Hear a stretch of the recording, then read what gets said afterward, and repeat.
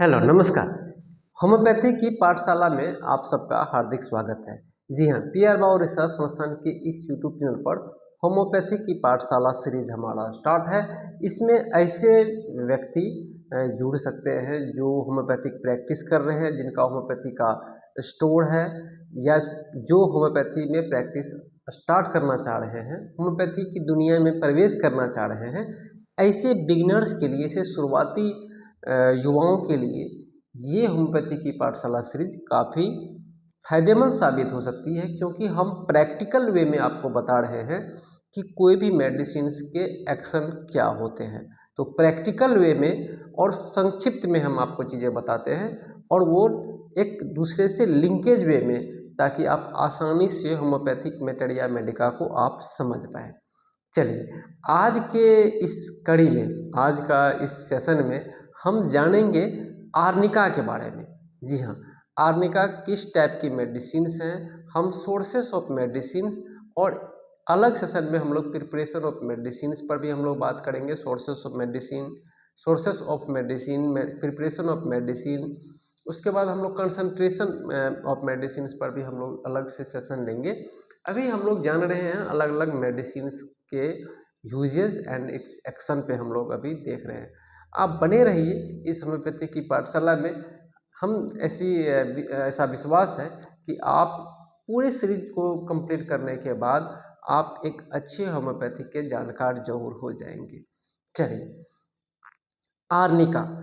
Arnica को start करने से पहले हम आपको बता दें, ये आर्निका 30 पोटेंसी का है।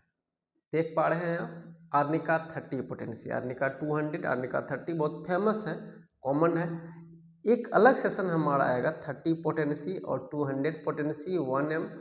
ये सब पोटेंसी क्या है, ठीक है, ये पोटेंशिएशन ऑफ मेडिसिन, जो होम्योपैथिक मेडिसिन, इस पर भी हमारा अलग से सेशन आएगा। बहुत सारे चीज़ें हमको बताना है इस होम्योपैथिक पाठशाला में। तो आप जरूर चैनल को सब्सक्राइब कीजिए, लाइक कीजिए, अपने फ्रेंड्स को शेयर कीजिए। अगर आप होम्योपैथी की जानकारी आप बटोरना चाह रहे हैं एक प्रैक्टिकल वे में और संक्षिप्त चीज़ों के साथ, तो निश्चित तौर पर हमारा ये चैनल आपके लिए काफ़ी लाभकारी साबित हो सकता है।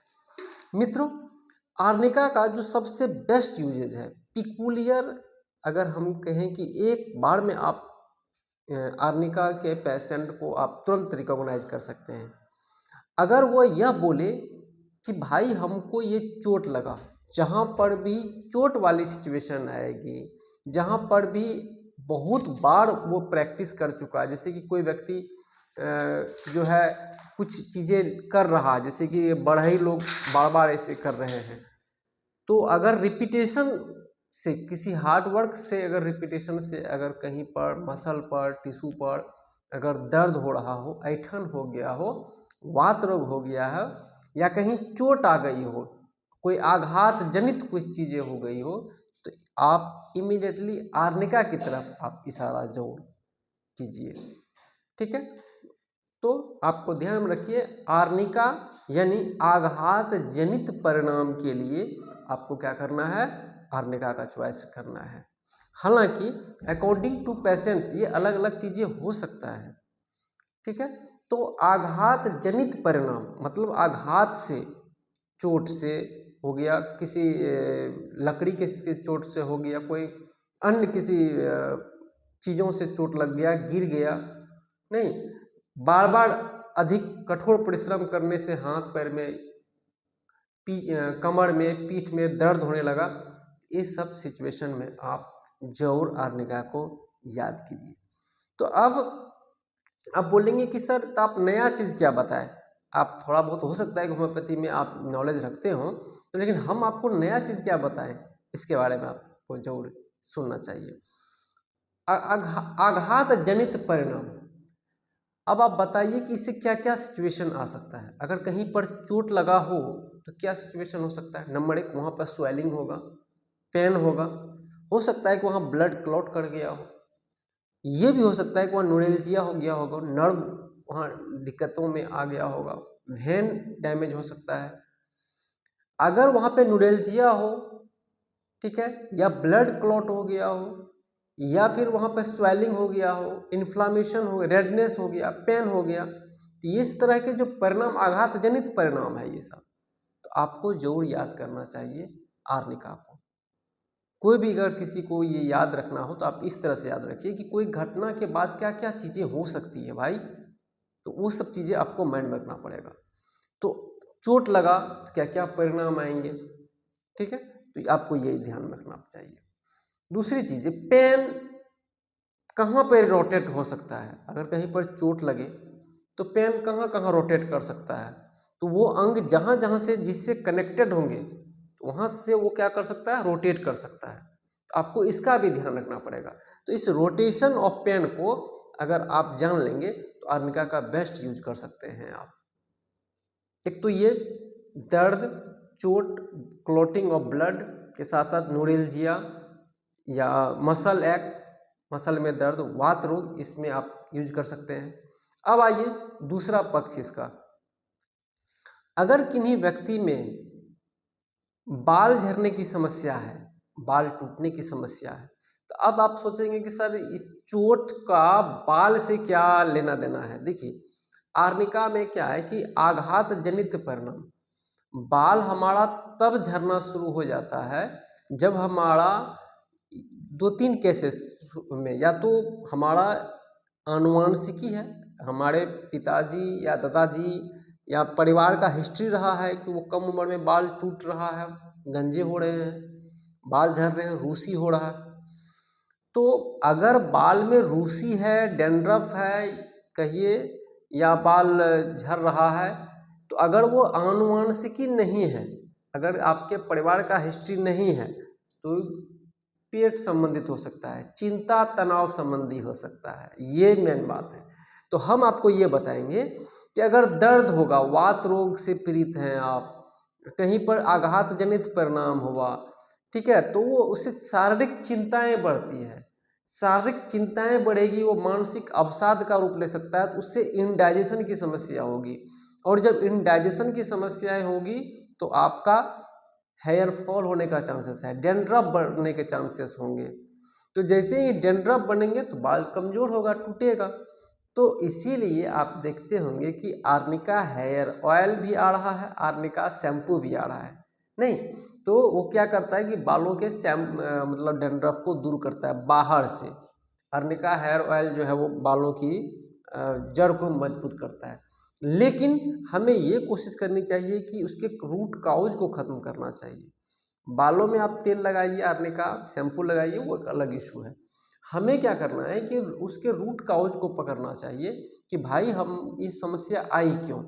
तो जब भी आप किसी पेशेंट ये शिकायत करते हैं कि भाई हमको ये समस्या है, तो उसका रूट काउज जानने की कोशिश कीजिए कि ये हुआ क्यों। उसके 6 months, 1 month, 2 months, 3 months, 4 month या 5 मंथ, 6 मंथ्स, 1 ईयर तक के हिस्ट्री को आप टटोलिएगा तो पता चलेगा कि ये व्यक्ति इंडाइजेशन, ये व्यक्ति एसिडिटी, या ये व्यक्ति पिछले 6 माह पहले एक्सीडेंट हुआ था, या जो भी चीज़ें चोट लगा था, कुछ भी हुआ था, इसकी वजह से इसे परेशानी आई हुई थी। तो ओवरऑल आपको मिल जाएगा ये चीज़ें। तो आर्निका का सबसे बड़ा चीज़ें यही है। उसके बाद आइए कि अच्छा, आर्निका का एक चीज़ और बहुत देखा गया है कि ये क्लॉट को कहीं पर भी बॉडी के जिस भी हिस्सा में क्लॉट होगा उसको दूर करने का प्रयास करता है। इसीलिए आजकल आप देखते होंगे कि यूट्यूब सब पे आप देख जाएंगे कि जिनको कोलेस्ट्रॉल की समस्या है या हार्ट ब्लॉकेज की समस्या है, उसको आर्निका दिया जाता है।